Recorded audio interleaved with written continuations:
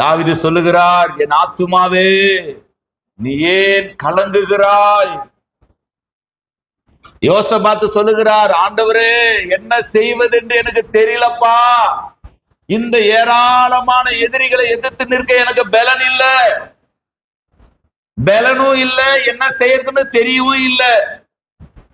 சில நேரங்களில் நம்முடைய வாழ்க்கையிலே நாம் என்ன செய்வது என்று தெரியாமல் திகைத்து நிற்கிறோம். சில நேரங்களிலே நாம் என்ன செய்வது என்று தெரியாத பொழுது சோர்ந்து வேறு விதமாய் யோசிக்கிறோம். ஆனால் நமக்கு ஒரு நல்ல தேவன் இருக்கிறார், நமக்கு ஒரு இரக்கமுள்ள தகப்பன் இருக்கிறார், நம்மை எந்த சூழ்நிலையிலும் விட்டு கொடுக்காத ஒரு தேவன் இருக்கிறார், எந்த நிலைமையில நம்மை புரிந்து கொள்ளுகிற ஒரு தேவன் இருக்கிறார்.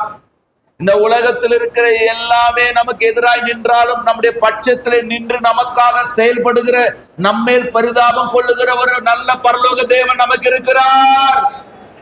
நம்புகிறவர்கள் மாத்திரம் கரங்களை உயர்த்தி பரலோகத்துக்கு நேராக ஒரு அல்லேலூயா சொல்லுங்க பார்க்கலாம்.